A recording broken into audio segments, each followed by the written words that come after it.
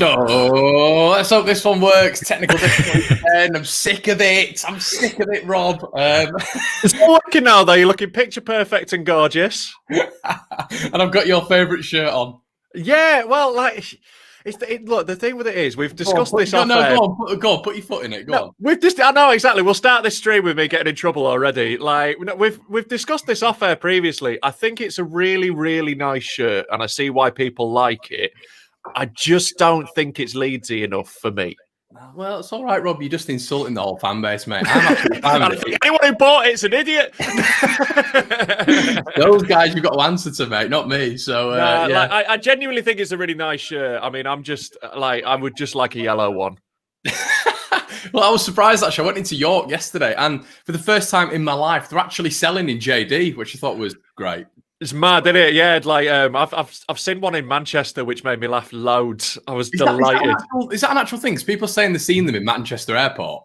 Yeah, like they're about. They're out and about because like Leeds fans are everywhere, isn't it? That's it, mate. I'm in Manchester. I'm behind enemy lines. Yeah, my dad actually. I was speaking to you originally, and my dad went, "Is he a mank? He's got a bit of a mank twang." I was like, "I'm not." I hate that. No, the problem is I've lived all around the country, and like I proper hate that when someone accuses me of having a mank twang. Have you had it before? I've had it before, but I reject it. I'm not having it. I'm Yorkshire till I die. Well, guys, I was watching the Bielsa Bible this morning. It was really good. So if you haven't, go check Rob out and the Bielsa Bible. He is a walking promo, and it's definitely well worth it. Always hustling, mate. Always hustling. And as well, if anyone's keen, I've done my own merchandise, Rob. So the link. Yes, you got on the merch train. I am there. So in the description below, guys, if you want to check something out, go and do it. But I've realised you can only get the pictures on screen when you hit 10K. Right. Well, so hit 10K then, haven't we? No, well, that's it. I mean, yeah, we've got to hit it. So, guys, you got to smack that subscribe button if you haven't already. Give it a go to smack. Don't break your keyboard, but just click it. Probably. Like abuse it, hit it proper hard. Don't just touch it. Let it know you've been there. It is that YouTuber thing, though, isn't it? It's like smash it. You can just press it gently. It's fine. Yeah, that'll do. But Rob, we're here again to talk about football. Everyone who's joined, thank you so much. And if you are on the watch backs, thank you so much for joining. I just thought it'd be a good idea in this boring international break.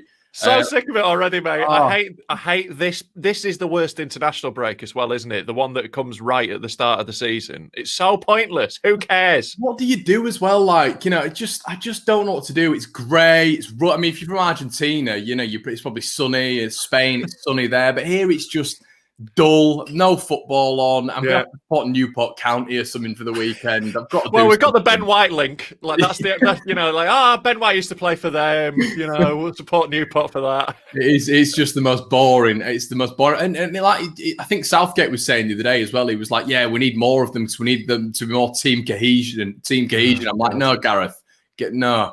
No, the last thing our players need is more time being coached by Gareth Southgate. I love Gareth Southgate. That last tournament was amazing. But, I'd rather Calvin Phillips had 2 more weeks with Bielsa. Yeah, that's it. And with all respect, we were playing a bunch of bus drivers, weren't we, in that tournament? I think this. No disrespect to bus drivers, you're incredible footballers. But I just think even that last game, let's talk about it, Rob, because I don't know if you watched that last game, mate, but I watched it again the other night.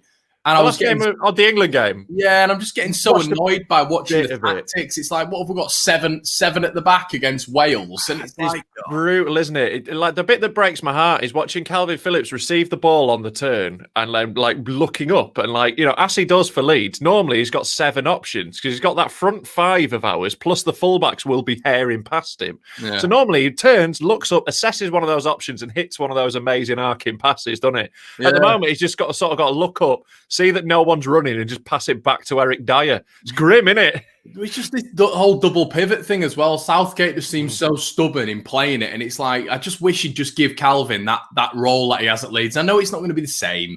I know it's not. But at least give him some sort of similar role, even if he has just someone just a little bit in front of him. Because at the minute, he's just getting murdered. And like we've got there's such a good midfield there for the having. Like for me, like I'd sit Calvin at the base, then have, as much as I hate him, Jack Grealish is You've amazing. got to have Super Jack, haven't you? I know. Look, I think he's an awful human being, but what a footballer! Yeah, so like, he is class. But him and say Foden as our midfield three, like that's dynamic, that's creative, that drives forwards. We've got then with the front three of Sancho and Sterling and Kane, that's terrifying. Yeah, no, it just always seems like the manager. Like I remember it with Sven when he played like Scholes left wing. It just God. And like, look, Scholes is another one who's an awful scum bastard, but what a player! Like he was incredible, and like stick him at the base of midfield.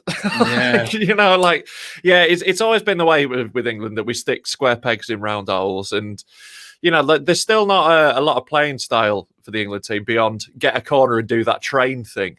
Like that's the one move we've got, isn't it? Is the train at corners, and like the train.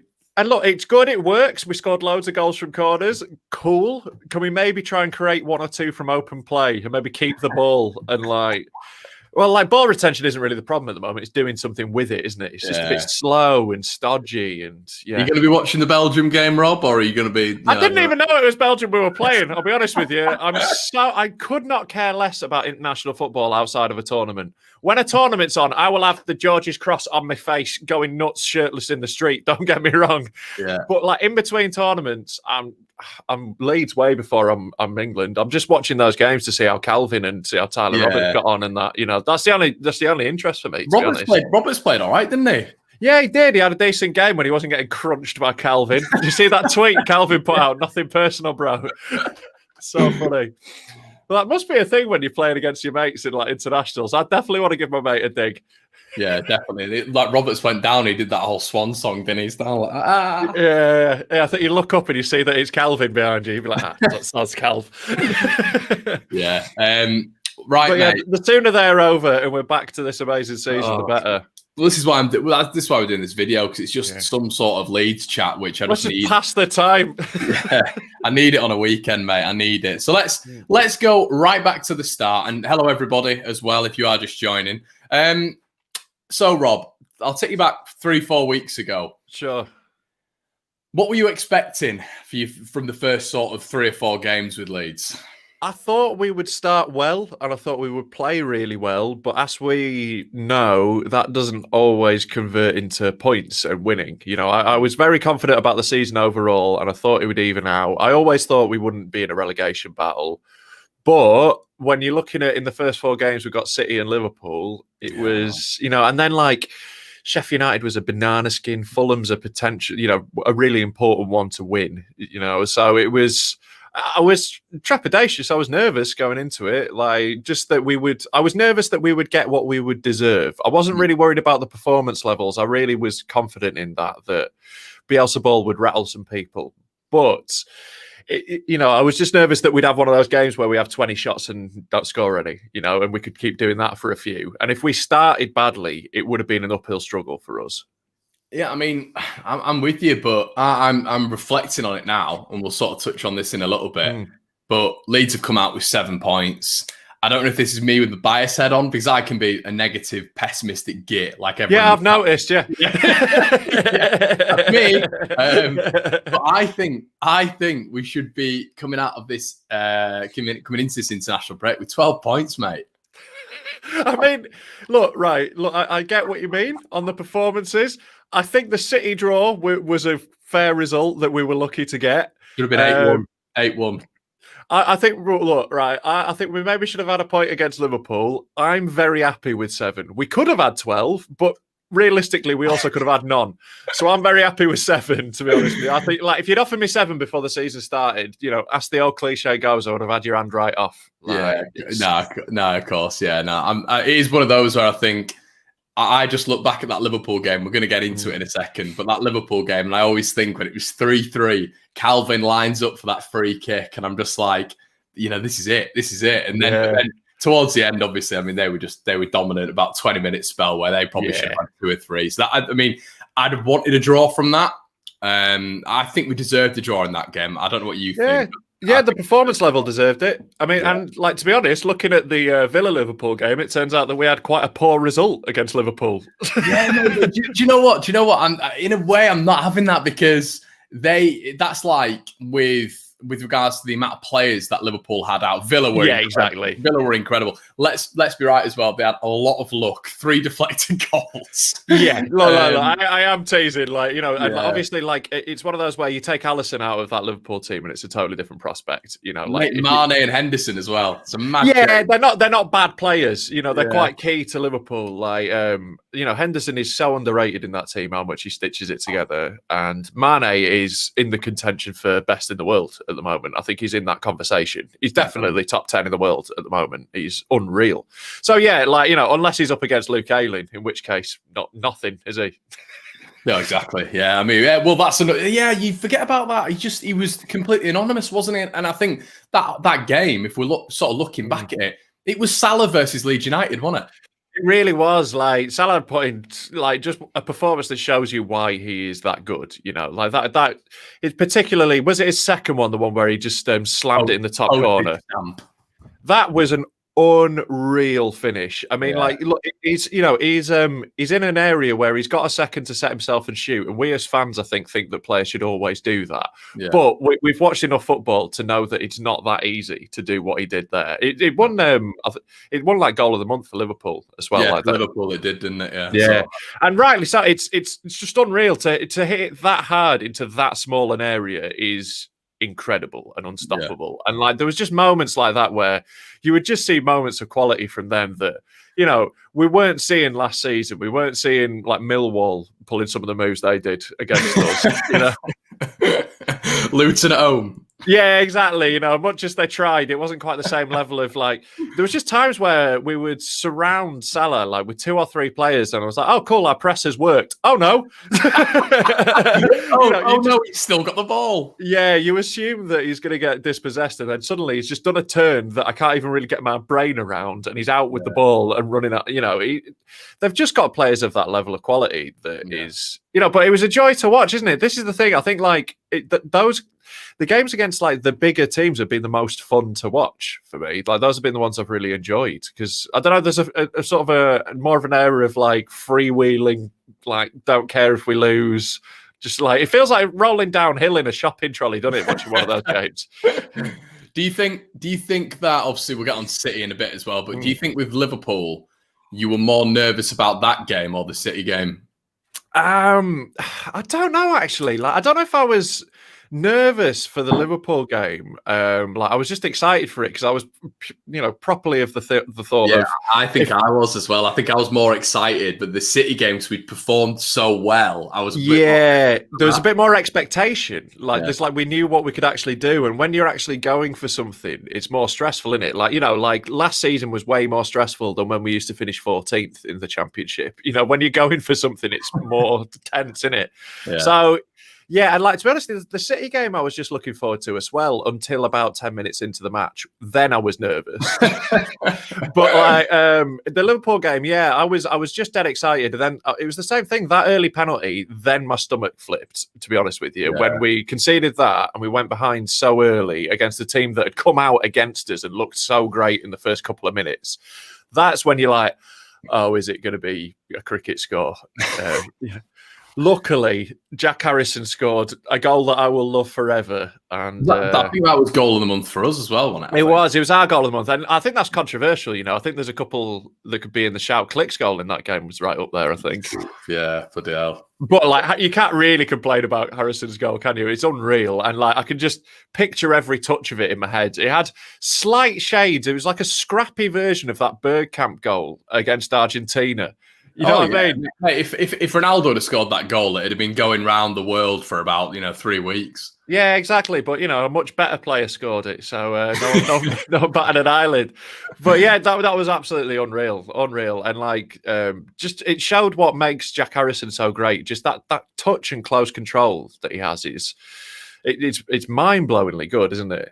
Oh God, yeah. He's ducked to water. I think him, Bamford, Click. We've had so many, which has just been.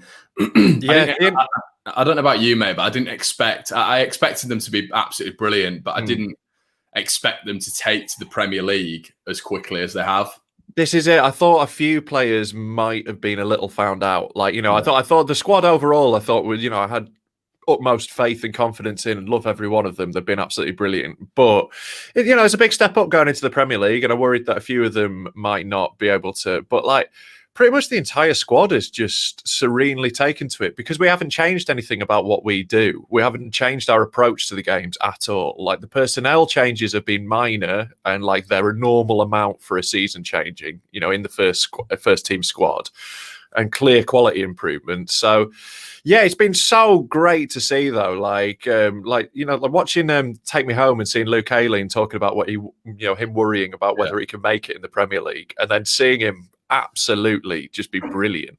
Stuart Dallas was another one where I was like, look, I keep doubting Stuart Dallas and I'm an idiot for it. I keep just having little doubts where I go, can he make that next step? And every time you question him, he just can.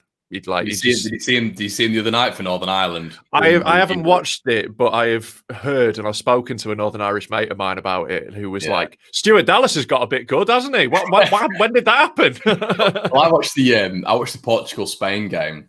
Yeah. I saw that you were posting about Llorente in it. Yeah. And mate, I spoke to one of my mates once again who's a Northern Irish fan. And he just said Dallas just looks so much quicker, so much sharper, so much better than anyone on the pitch. He included the Bosnia team in that, obviously, with that Pjanic and Zeko. They've got a really good side as well. And it was Rodrigo. Rodrigo for that first half, because he got taken off after 45 to preserve him for the next game, I think. But that first 45.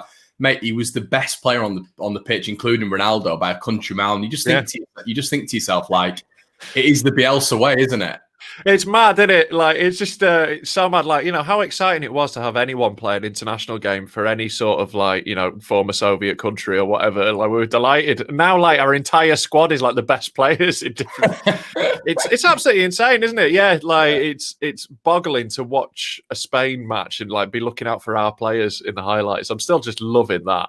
Yeah, it is class, and yeah, I think it's just getting better and better, mate. And we'll get into the internationals in a bit. But there was a guy called Nichols, and it was TalkSport, and he was on. I think he was on TalkSport, and he was chatting waffle about the Liverpool game, and I think it was on the square ball that I first heard it.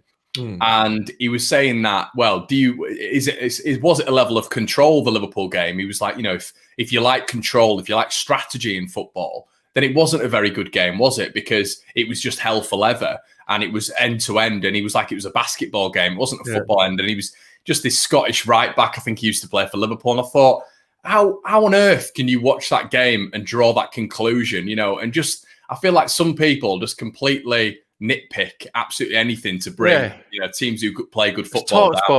TalkSport, man. I've muted them on Twitter so I don't see any of their guff, because people are literally employed on there to go and say the stupidest thing they can so that people retweet it. That's the kind of the point of it. Whenever you go, what if you see some idiotic opinion about Leeds, it's always come from TalkSport, and they always do it because we all go shut up and retweet it and get involved. Yeah. So I just try and ignore them, man, because they are just professional contrarians, and that is just such a dumb take. What you want to watch? So your ideal game is a 0-0 against. That's it, yeah. And I think they did. It was Steve Nicol, I think, from ESPN, as John's just put on in the comments there, and I think he was saying that I think he had a managerial campaign as well. And in his managerial campaign, I can't remember who he was in charge of, but they didn't score a goal and lost all 4. It's like, well, this is it. There's the control. Well, at least there was some control over the back. The back 4 were in a nice straight line while the opponents were running past them constantly. It's just a lack of understanding. And because no one else does what Bielsa does, they assume it's wrong. It's that quote that it's possibly apocryphal. I don't know if Bielsa actually said it. We were looking into it, trying to find that out about a madman is a guy's considered a madman until his ideas work. Yeah. A man with new ideas is considered a madman until his ideas are proven correct. That is the thing that's happening with Bielsa at the moment. They look at our back 4 and they see chaos, whereas we, having watched 100 odd games of this, know that it's far from chaos, and we know that it's controlled, and we know that we can see the patterns, and the fact that we can as fans, but these professional pundits can't. It's infuriating, isn't it?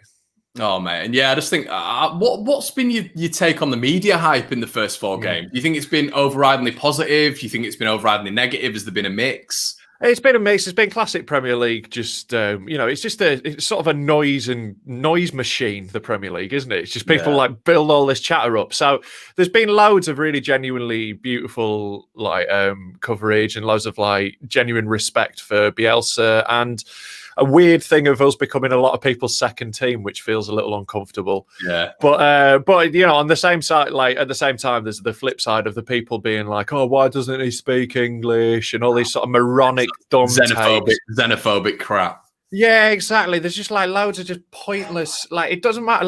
I will happily have a manager speaking Zulu if it means that we're playing like this. I couldn't care less. It just doesn't matter. It's just incidental. And these little talking points will come up because they'll try and find any way to have a go at Bielsa. And because he's so pure and so wonderful, they're going to have to reach for these ridiculous arguments. So we'll see more and more of that.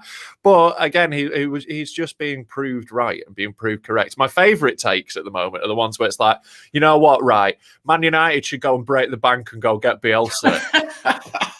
Have you never heard who this man is? They just do not know who Bielsa is. You could turn up with £1 billion and go, "Do you want to come to Man United?" And he'd go, "No."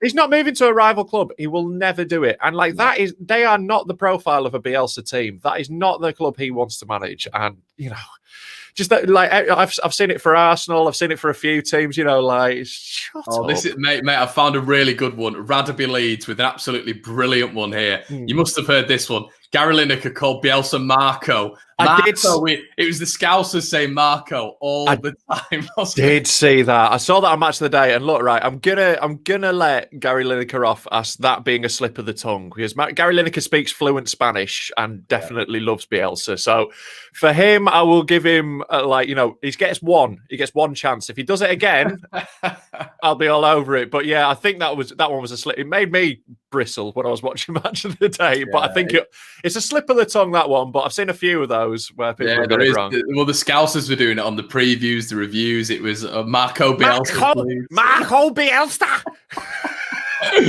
Oh, it was just brilliant. It just fit into the accent perfectly as well. But I saw one tweet after the Liverpool game, mate, and it said, "Thank the Lord we aren't playing them until April." And I thought that just summed it up absolutely perfectly. Oh yeah, no one's going to be delighted about having a game against Leeds. I think players will enjoy it for the challenge. Sterling clearly loved it in the City game, but you're not going to. It's not an easy game. even if you beat us, it's going to be horrible. You're going to have to work for it, and that's great to see in it. The amount that everyone is after they played us, everyone's just like, "Oh, okay. Oh, this is serious." Did you think the fitness aspect? I think this was where I was maybe a little bit naive to it. I didn't think every team was going to be well, no, I guess I did. I guess there was going to be I thought there'd be a complete step up in fitness, and I thought maybe Leeds' levels would be not completely brought down a peg, but we would be, you know what I mean? There'd be more average rather than being exceptional like we were in the Championship for that. Yeah, but I still don't think, even in the Liverpool game, I think the Liverpool game, there was still a period where maybe there was about a 5-10 minute spell where we were on top where they looked tired. The City game for me, there was a 25-30 minute spell where they looked knackered. And I think they sold, but then again, it was really weird, and we'll get onto this in a second, as I keep saying. But the Fulham game, I thought there was a spell where Fulham looked on top fitness-wise. Yeah, they did.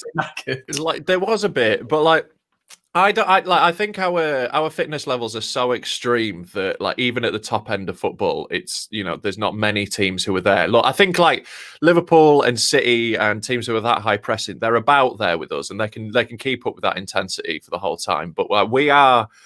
It's a level of fitness and training that even other football clubs don't have. Bielsa has honed his training methods over his entire career obsessively to get players to the highest level of fitness that's possible. And the level of detail he goes into. It's even top managers like Klopp and Guardiola, I don't think there is still quite as intense as Bielsa. No. And so, yeah, in the City game, by the last 10 minutes, both sides just looked dead on their feet, and it was an incredible, and still giving it all and willing themselves to keep running. But Yeah, like that was a thing that's been heartening. I think it's shown that, because this is all my Premier League fan mates before the season. I'm going, we're going to overrun some teams. We're going to be too intense for them. Our fitness levels will be too much. They're all like, you don't get the Premier League. You don't understand how hard it is. And like, I am swanning around group chats at the moment. Like, I might as well be in like a dressing gown in my group chats with a brandy and a cigar, just wandering around like, yes, what did I say previously? But yeah, I mean, I touched on it there, mate. Let's get into the Fulham game. I mean, the Fulham game was really weird for me, and it sort of illustrated, I mean, how exciting every single game was going to be with Leeds. Yeah. But this game, I loved it. I was in ecstasy at one point, but then at another point, I was furious, just in terms of, because we know how badly Fulham have started, how they're struggling to score goals, and there was a little bit of a phase for me. I don't know about you, mate, but I didn't think we had. I think we've spoken about this as well. I don't think we had control of the midfield, and it was a bit of a. Listen, we got the win, brilliant. Yeah. I don't know if we've just got this complex at the minute that we should be beating Fulham. Yeah, well, that's it. Like, it's great that we've got that arrogance back. Like, we are another newly promoted side, and it should be like tight and tense between us. But we are on a different class, obviously. But yeah, it was one of those where there was a period of just cruising, just one of those moments where Bielsa ball just clicks in and we're unplayable. And then, but like, those periods can be fragile, as we found out. They made that change and brought on Cordova-Reid, didn't they? And just that gave them a bit more control in midfield. And they overran us for 20 minutes. They really did. So yeah, that has been one of the longest periods of us being on the back foot this season, weirdly, was from Fulham. And I think even terrible teams have a blip, is what I would say. I think Fulham are a very bad Premier League team, and I don't think that will be representative of the rest of their season. But they'll have moments, and I think they just had one against us. Yeah, they looked. There's that Zambrangwisa in the middle who just turned prime. Monster. Just absolutely ran us over in midfield, like just absolutely strolling through us. It was that was a concern. But we're still finding our shape in the centre of midfield, and we're still adjusting to not having Pablo at the moment as well. And we are light there. We're looking for another player there, aren't we? It's that position in centre mid, and that's where they were running through us, wasn't it? Yeah, no, definitely. I think and it was. I mean, what do you think the squad learned after that game against Fulham?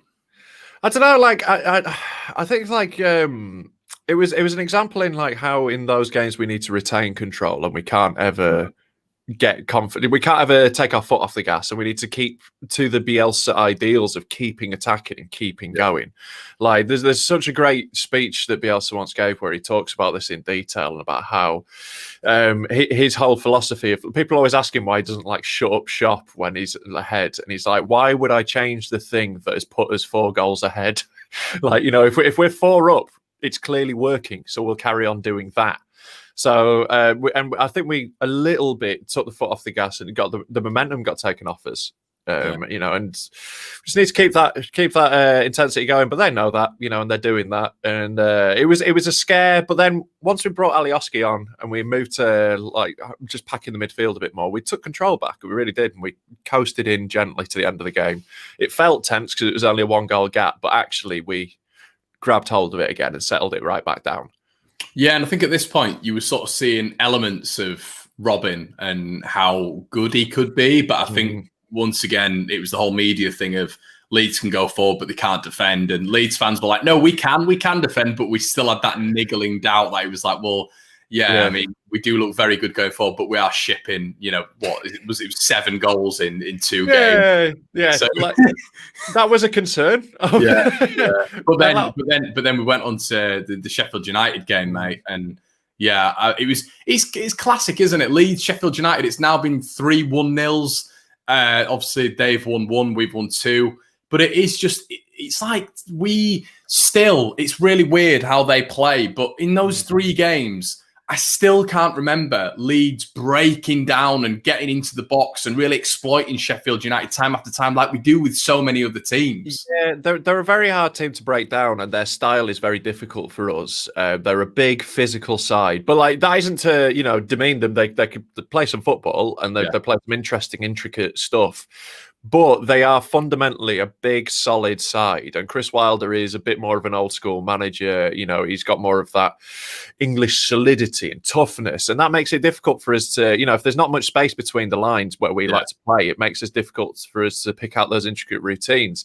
Yeah. And Sheffield United are very good at that. Like, they're not going to come and give us a game that is easy for us to play. They know how to make it difficult for us, and they do that every time. So those are always games that that was the one I was most nervous for, I think, this season, because I was like, I know how tough a test they can be and how much they were going to make it awkward for us. And they really did. Like, they had some incredible chances in that game. They easily could have won. They did it. That Hernandez 1-0 down at Bramall Lane. I remember the exact same thing. It was like they had some really good chances. We had we had half chances, and we had like the most possession and stuff, and we kind of took, the positives from that. But they were, I don't know. It's like they're so difficult to break down, but they're also on the counter attack. And when they're going forward, they're still a really fluid team going forward, aren't they? Yeah, they break out of their defensive structure really well. Like they've got they do, like, in some ways they're similar to what we do. They've got a lot of automations. They've got a lot of like preset running patterns. So when they come at you, it's difficult to defend against, definitely. And it was the exact same story as that game a couple of seasons ago that basically confirmed we were in the playoffs. When it was howling wind and rain at Ellen Road and they nicked that 1-0 win. All the games have been a similar pattern. And to be honest, they probably had the better of the play in most of those games. But getting it over the line was a really important one. That, it's the old adage of winning ugly, isn't it? Sometimes you just got to get it over the line and get the win. And was absolutely delighted. And what was nice with that was, like you were saying, we'd shipped so many goals. To see that solidity and to see Meslier play so well, and like Koch obviously had an incredible game that game. So to just see that was a real settling down for me, of going, okay, we are still the same team. It's just a couple of weird games at the start. Yeah, definitely. I think, it was sort of coming of age of the centre backs. And listen, I mean, they should have scored. They had a lot of opportunities where it was insane. It didn't go in the back of the net. Yeah.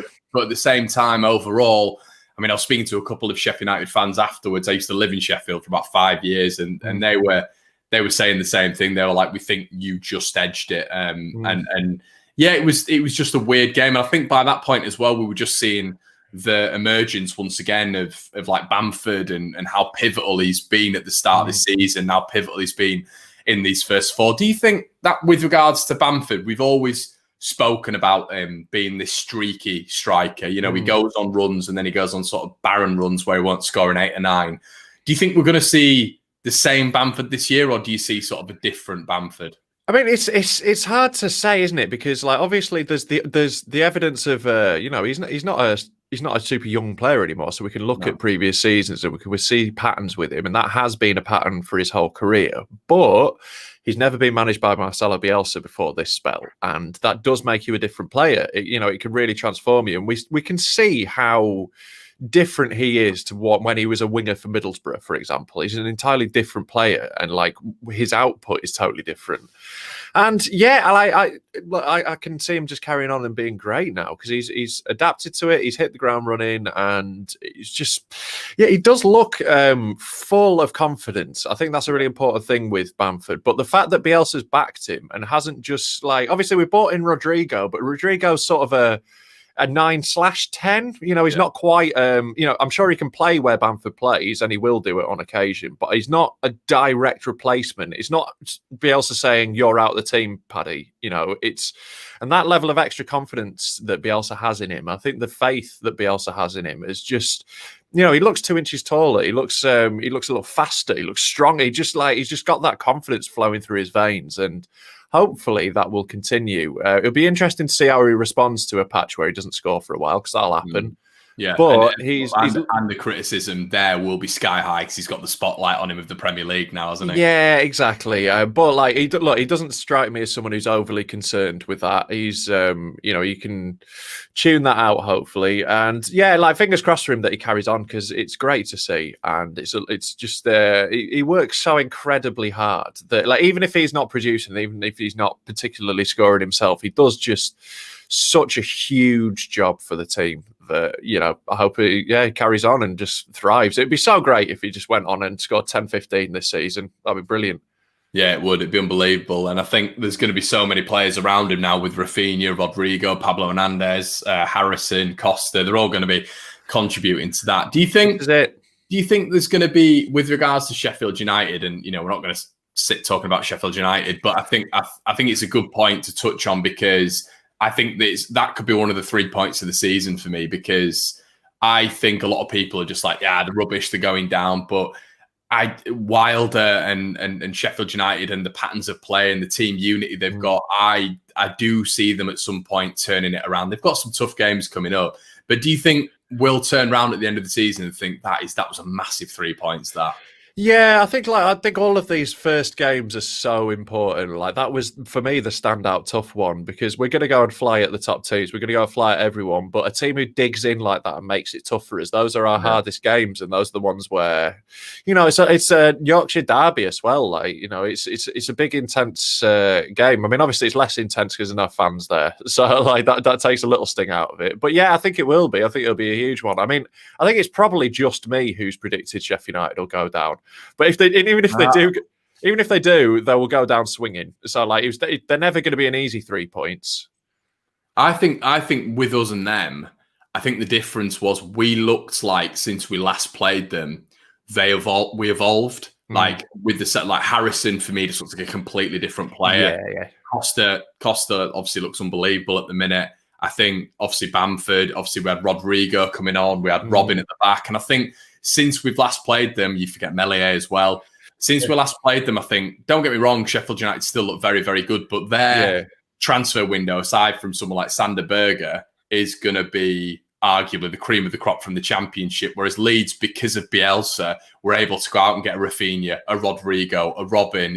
We're able to do that, and I think that's going to be the difference between staying in this division and, well, not staying in this division, isn't it? Yeah, and like, look, I think our transfer window is the confirming part in the fact that we're not even in that conversation at the bottom of the table. We're looking at different rivals essentially. We're looking for where we can finish in the middle of the pack. And so yeah, obviously that is a very good point though, that even if Sheffield United had the money to spend that we did, and like, we were in such a great position in this transfer window in that, we had Championship wages, but Premier League income, and every other club in the world is financially knackered right now. So we had a real great opportunity there. But even if you're waving around a ton of money, doesn't matter. Like, if Fulham had the same amount of money to spend on players, they wouldn't get the same quality of players. They would spend the same amount of money, but they'd get much worse players. Yeah. Like Robin Koch wasn't going to go there. Like, just because we've spent £13 million on him doesn't mean another team could spend 13 million on him. It's like that pull that we have as a massive club, and for having Marcelo Bielsa. So it's just put that, the squad just does look that extra little notch better now, doesn't it? Just we've got that like little extra bits of like quality of exciting players. Yeah, and it's even weird how Bielsa's done it with like Poveda, because it's like we didn't see him last year, and then you look at the first 4 games, and he's had even a Sheffield United when he came on, obviously Man City when he came on. Yeah. Sheffield United, I mean, once again, I was speaking to a couple of my Sheffield United mates, and they turned around and they were like, "Who's that young lad who came on?" And I went, "Oh, he's not young. You mean Rodrigo?"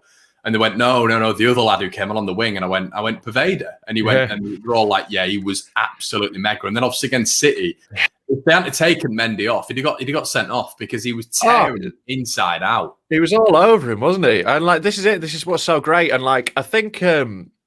Yeah, he's got Rafinha to compete with now as well, and like it's going to be. That's it. We've got such good competition now in those for those 2 wing spots that I think it's going to be really exciting. And yeah, Poveda looks so good, doesn't he? He looks an incredible player, and he seems like a proper good lad as well. I really hope he cracks on, because like, he seems like a right laugh. So yeah, best of luck to him. He did absolutely brilliantly in those games coming on, and that's what you want when you sub on a winger. That's the impact you want, isn't it? You want someone who's just going to get the ball and drive at the opponents and like make things happen. We've not had that for years, have we, mate? Yeah, we're going back to like Max Gradle since the last time we had I think AD White tried it, but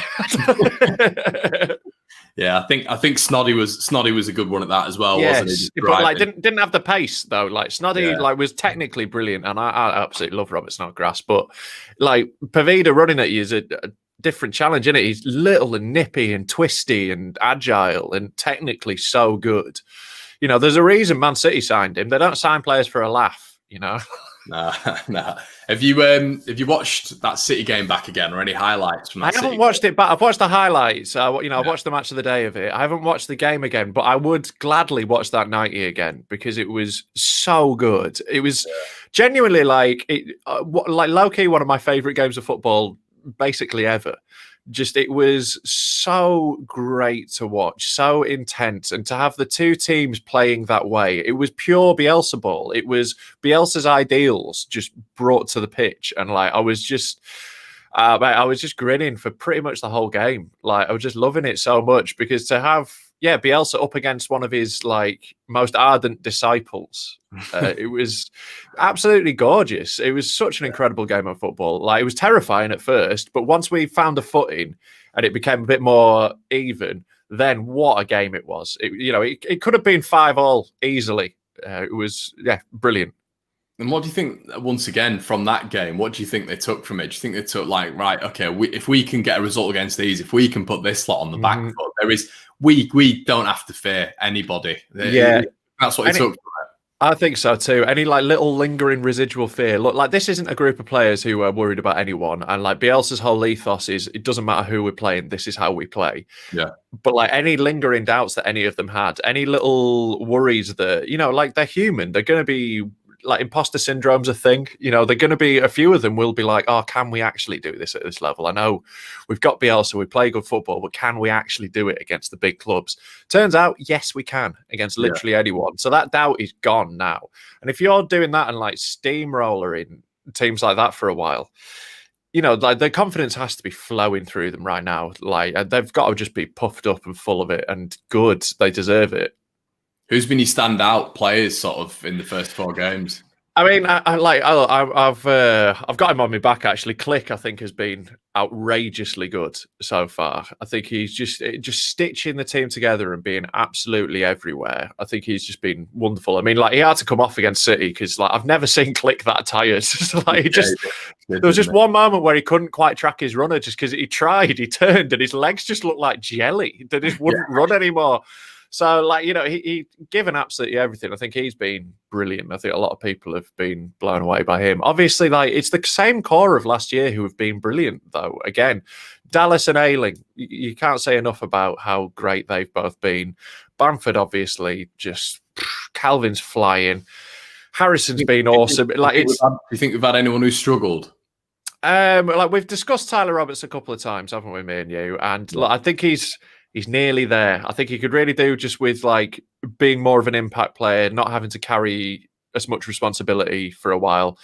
But it's not like he's been terrible. It's not like he's been abject in any way. I just don't know if he's quite been at the level of the rest of the team. I think that's been about it. Alioski's done really well when he's come on at times. He's been there and thereabouts. So yeah, look, I don't really want to denigrate anyone really, but probably. Tyler Roberts has had the slight struggles, hasn't he? But nothing that's terminal, and I just think he's having to carry a bit too much weight at the moment. Right. Well, I'm going to pose a very, very difficult question right now. All right. Questions. So, from what you're saying, Roberts is maybe he's not adapted to it right yet. Do you think there has to be in the next game, or I guess a secondary question to that is, do you think Bielsa will put Rodrigo in for Roberts? Because for me, he is just every bit of that 30 million we paid. Do you think he has to go in the next game, or do you think Bielsa will stick with Roberts?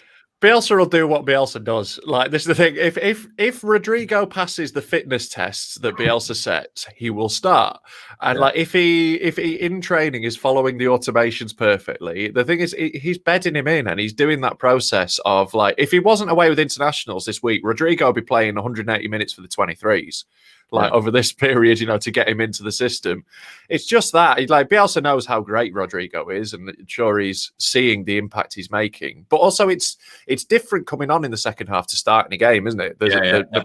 There's different spaces to exploit, and I think that makes you look better. And we saw it with Pablo at the end of last season, like him coming on in the second half and just changing games. So whilst he sees that working, I think, and look, Bielsa clearly really rates Tyler Roberts, and rightly so. I think he's a really, really promising young player. I just think he needs a bit more time. But I wouldn't be shocked either way, but it would be down to Bielsa and what he thinks in terms of the fitness and like how long he's had to train him.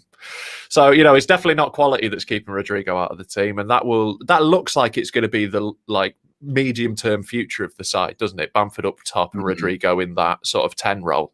So then what happens? What happens when Pablo's back? Oh, we just have a party, mate. Like, it's exciting, isn't it? Like, we've got real genuine options. What does he do, though? Well, I don't know what Bielsa will do. Like, I'm going to be intrigued to see how that comes out in the wash. Like, I think this season Pablo will be more of a super sub because he's not got the legs. He's for a footballer ancient. Pablo, we've got to remember that he's 36, isn't he? 30, so I think 36, 37, somewhere around there. Like, he's certainly knocking on as a footballer. So I'd love to see Pablo being used as that sort of like bring him on for the last half hour against tired legs and just pick those spaces. So I think that's the long term. I think Rodrigo will be the starter, and I think Pablo will probably be his replacement, or possible wing replacement. And it's Bielsa will move things around all over the shop. We'll try every combination of players at some point. Well, the interesting thing is Rodrigo played on it was the right side of the front three. Yeah, I saw that. He looked unbelievable. Looked so good.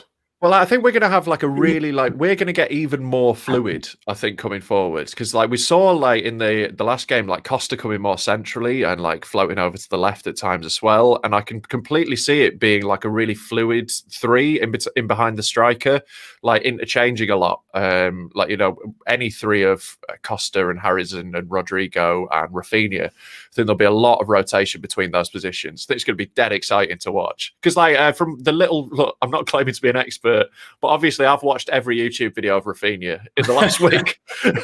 That's the only way I can talk about his game. But I've noticed that a lot of the time he does sort of underlap and come in more centrally and pick up those pockets. So that'll be the thing that Bielsa likes his wingers doing that, doesn't he? So he can get an overlap. And so, it'll be interesting to see how those shake out. I'm dead excited to watch Rafinha. I think he's going to be a lot of fun. This is it, mate.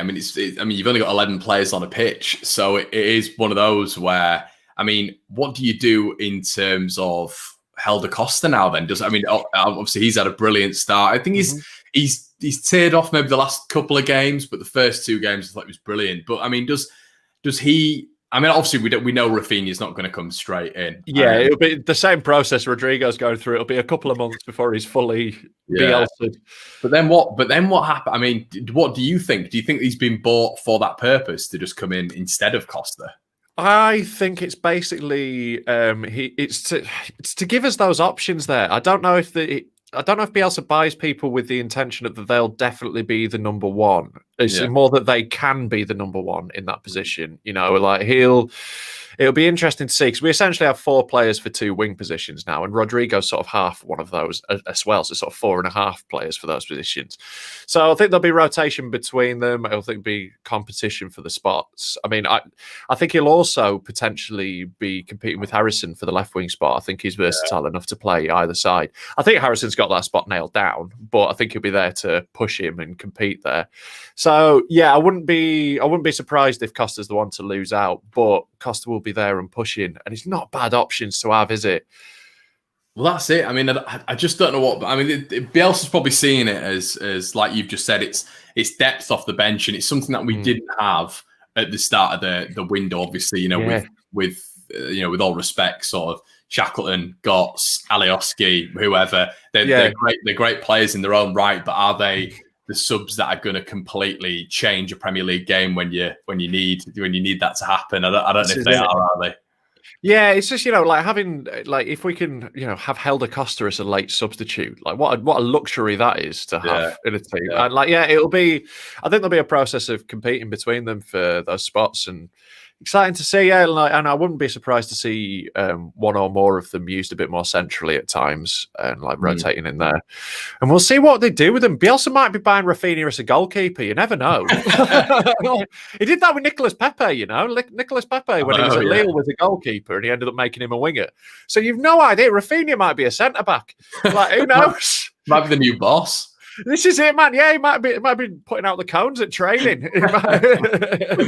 So what? I mean, the next one, mate, is in that game, obviously there was so much Leeds on show, which was great. But the next Spanish player who was unbelievable, and obviously I'd not seen him in a full game before, but he was up against Cristiano Ronaldo. And for large parts of it, Ronaldo couldn't get past him. Llorente sort of defends. I've said this on one of my videos. He's got a weird defending style. So instead of going side on, he will defend square up, which essentially means if they skip past him, he's in a lot of trouble. But just because of his surface area and how good he is at interpreting where the centre forward's going to go, he nicks in and gets it like 9 times out of 10. And Ronaldo just couldn't deal with it. And he was winning all the headers. And you think, Luis Enrique, this guy is on the bench for Leeds United. Liam Cooper's getting ahead of him. He's on the bench for Leeds United, and still Luis Enrique is starting him in the Spanish national side against Portugal and Cristiano Ronaldo. Yeah. Is there going to be a point where either Leeds revert to a 3 at the back and maybe Luke Ayling misses out, or is it going to be a case of straight swap? Let's be right, because it's not going to be Robin because he was brought in for that reason. Is it going to be a straight swap for Llorente and Cooper?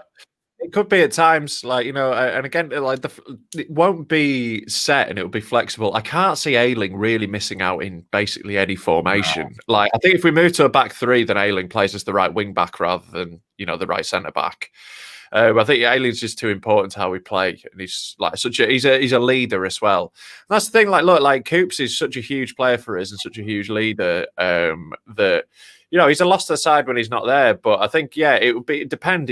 Llorente gives us that option. Sometimes we'll play a 3 with those 3 centre-backs. Sometimes we'll play a 2, one of them will miss out. And again, it'll be 2 from the 3, and it'll be that sort of thing. It just gives us an extra bit of quality there to choose from. I don't know how it'll end up shaking out. It'd be interesting, because obviously, I'd love Liam Cooper to lead us and carry on smashing it.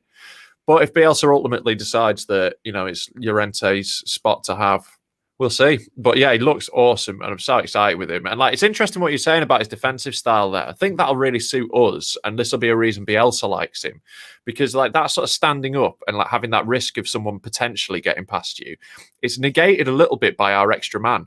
We've got that extra man in defence who can cover and sort of sweep up behind, wary to miss one of those challenges. So that sort of aggression is perfect for a Bielsa defender.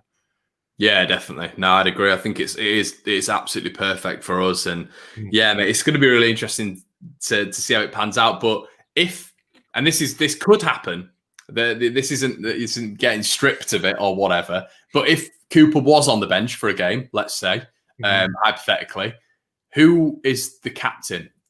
Isn't Luke Ayling vice captain? I don't know if that interchanges. I'm not sure how it works. Yeah.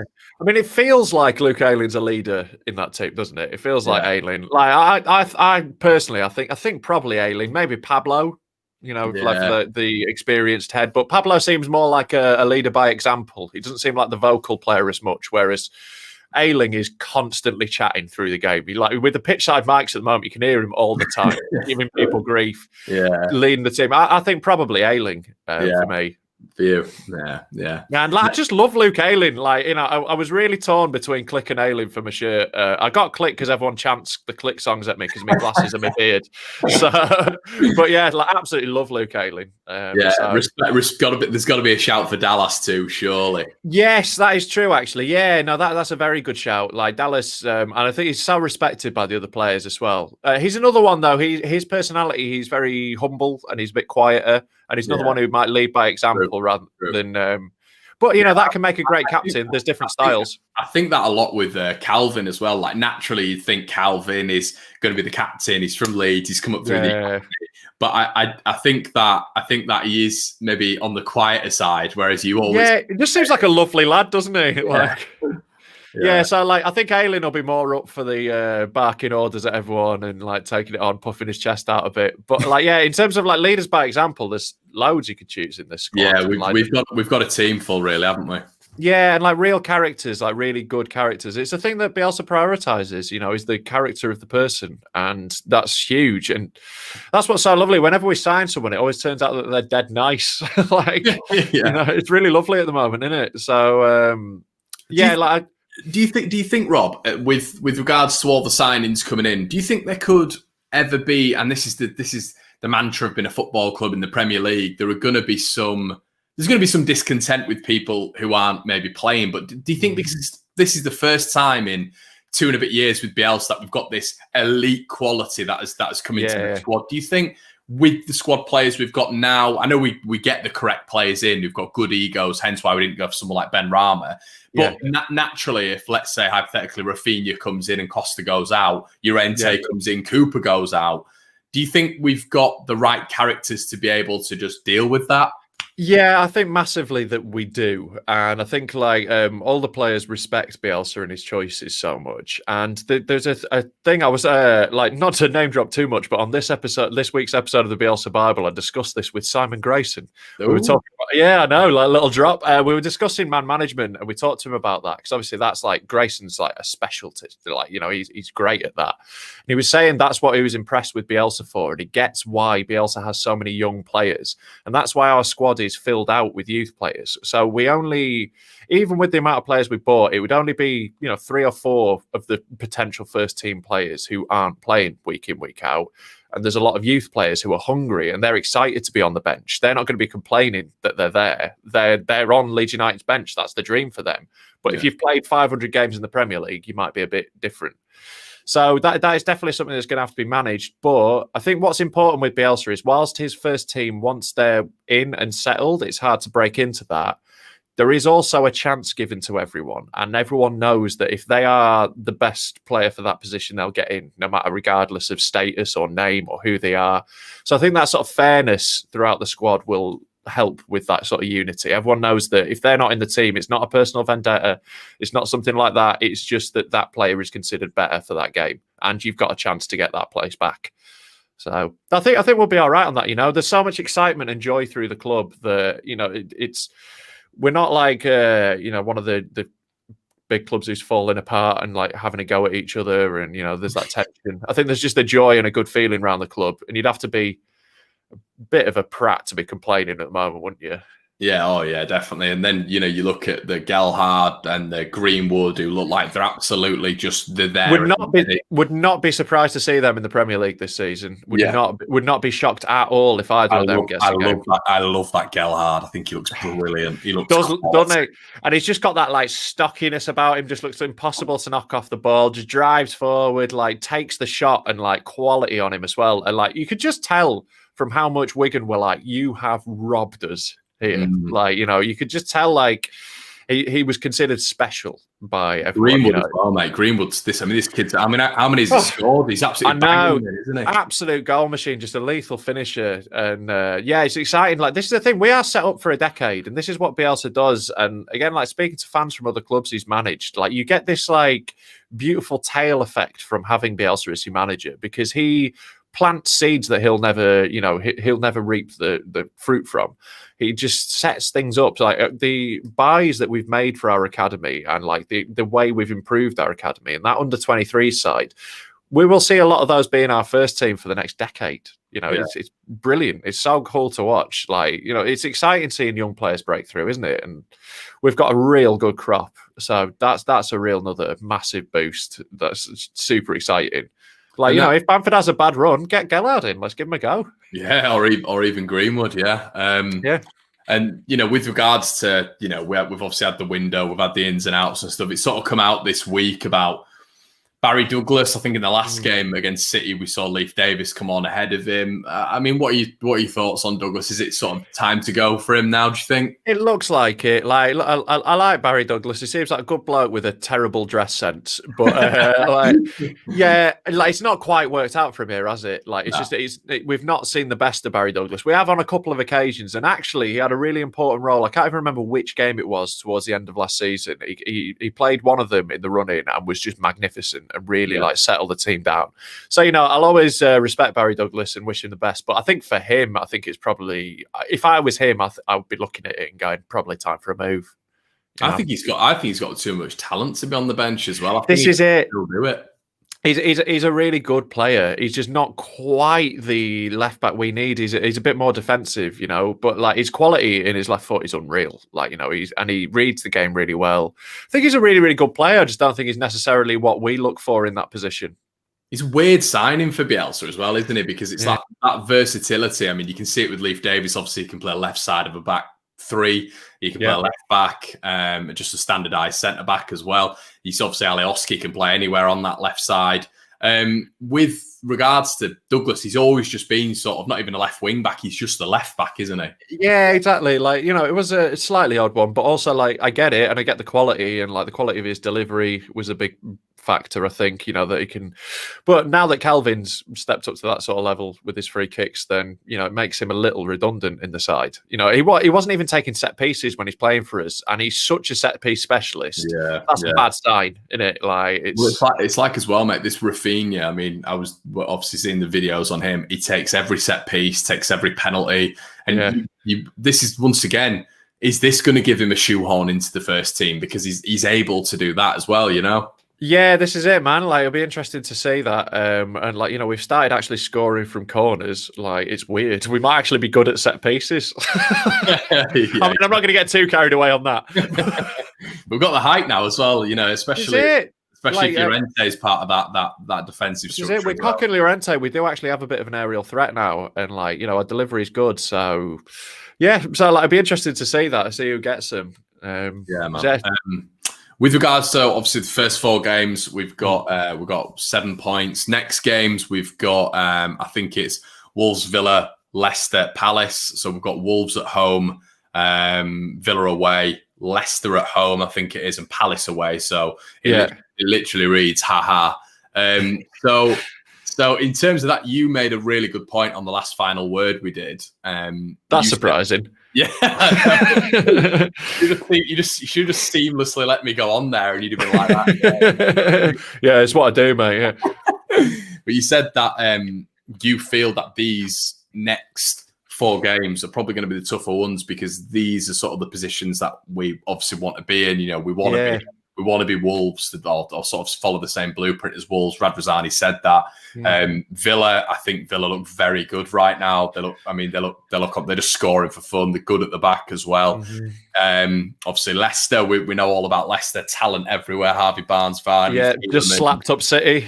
Slapped up City 5, scored 5 at the Etihad. And then Palace, who are a little bit of a mixed bag as well, but they've still Ayew, Zaha, they've got talent everywhere. Yeah, you'd expect us to batter Palace. Like, you'd expect, but like, games can go weird. Things can happen. Like, things will be unexpected. I wouldn't be surprised if it's another 7 points out of these. Right. I don't know where they would come from. Game by game, mate. How do you see it? So obviously Wolves at home. We'll start with that. How do you sort of see the game? It's going to be like, I'm well looking forward to that Asa match. I think it's going to be a proper humdinger of a game, because they are so incredible on the counter, and it's going to be Traore. Like, mate, Traore running at us is going to be real scary. Like, because there's going to be space for him to get into, and there are going to be times where he just rips through us, and like, they're a real quality side all the way through. So I think it's going to be a real intense. I think that's going to be a high scoring game. I could see it like literally going any way. I can't like. I would love to sit here and give you a confident prediction. I think it's going to be chaos. And look, right, I think we could edge it. They could edge it. We could draw. It's one of those. Who knows? Do you have an idea? Wolves. I think you make some really good points there about the sort of analysis. I mean, I didn't really think about that. It's going to be a case. I mean, if I was Nuno, I'd be starting Traore because, like you've just said, it's because we're going to leave so much space going forward. But I remember when he played for Borough, and I think it was when Bamford scored a hat-trick against us, and we had that absolute, that rubber Johnny in net. And I think it was that game where Traore just ran through the entire team and no one kicked him. And I just thought to myself, in those situations, Leeds just have to hack him down because he's just such a... And I saw something on Grealish, actually, and Grealish was saying about Traore, because he played with him at Villa. He said, you cannot show him down the line. You have to show him inside, because if you show him down the line, he's going to absolutely murder you.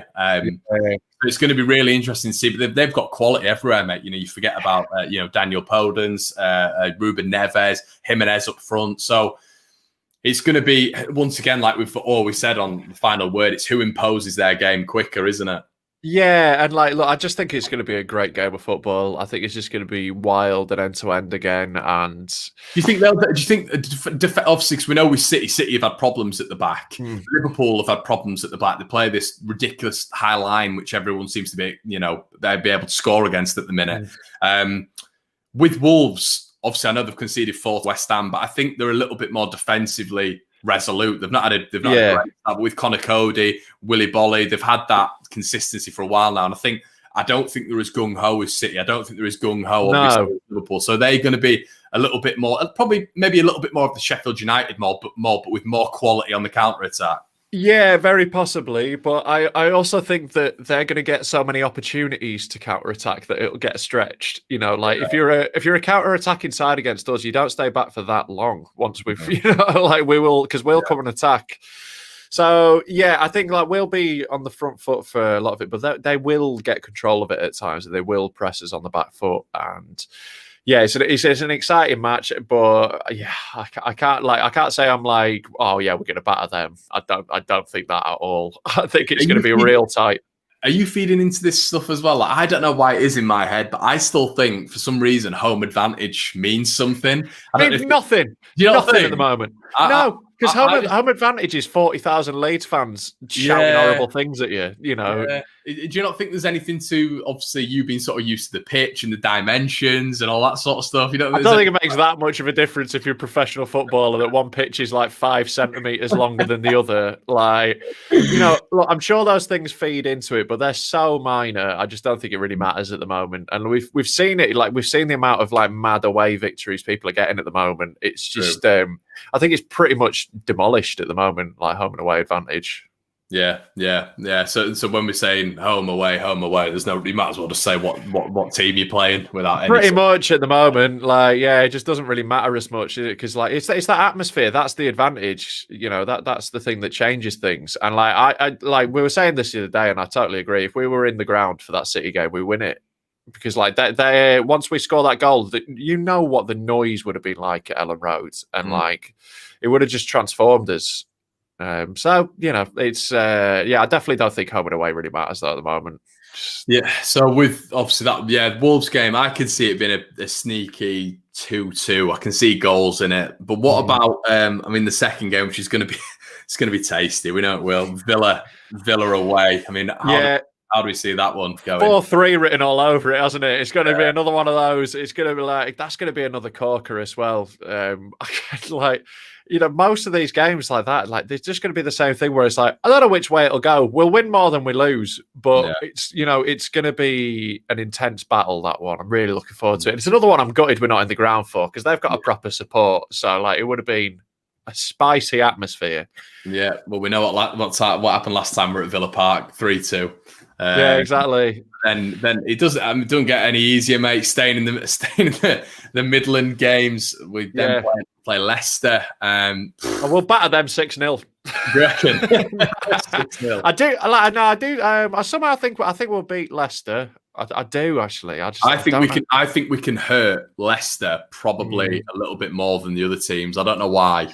I know what you mean, man. I've just got that little feeling as well that we can get. They're a great side. They're playing really good stuff. It'll be interesting to see, but they're also quite inconsistent and quite top heavy as well, I think.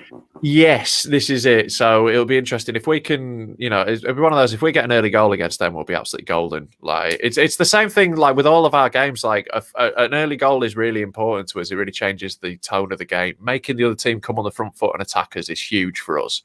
So if we can nick an early goal and get them coming at us, I think that we'll be able to pick them off. Do you think obviously we're going to, with regards to Palace, obviously I know you think we'll win that, and I do as well. Yeah, I do. Do you think these next 4? I mean, every game in the Premier League is huge, but I think it's pivotal that Leeds get off to a really good start and get as many points on the board as possible. Do you think these next 4, it is sort of critical that we get a certain amount of points?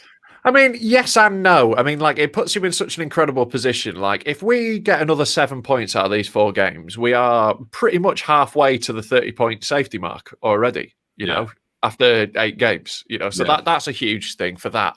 But again, that's not really our aim.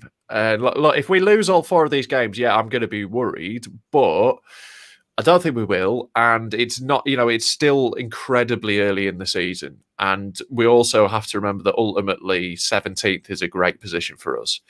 So, I'm not like, it's not like the season's written off if we don't get these. But because of the way we play, and look, I think the Bielsa burnout thing is overstated. But just in case it's not, it's good to get a lot of points on the board as early as possible.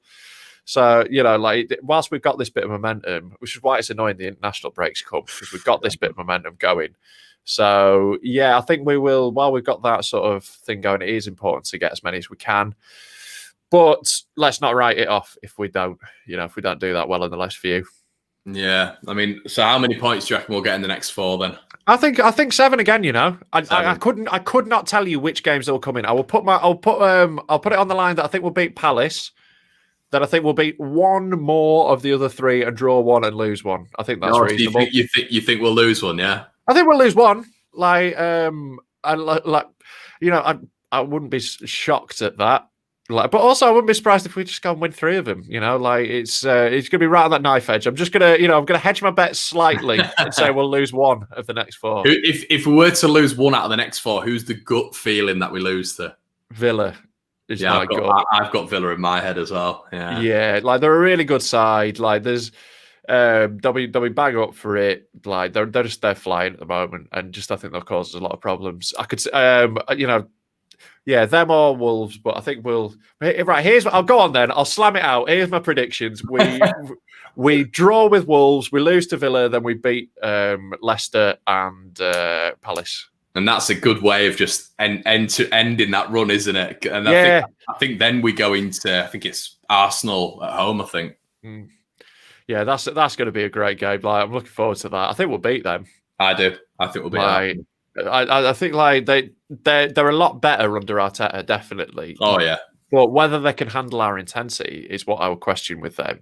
Whether they can handle, and we showed last season that we can rattle them, and we're better than that this season. Like they're the only team in the Premier League who kind of know what to expect, though. They've seen us before. Yeah, but I think we've got enough to beat them. Yeah, I think we'll beat Arsenal. I do. I think we're going to overrun them. And once again, that game last year they brought all the firepower on, but I mean we've got firepower now. We've got so much more firepower than we had last year, and it's in the cup as well. I think we made about 5 or 6 changes. Oh yeah, we weren't even playing like our full top first team lineup. So Robbie Gott's in the middle, wasn't it? This is it, yeah. And we're still absolutely overran them, and we just couldn't score. It was just that same old story. But I think we'll do all right against them.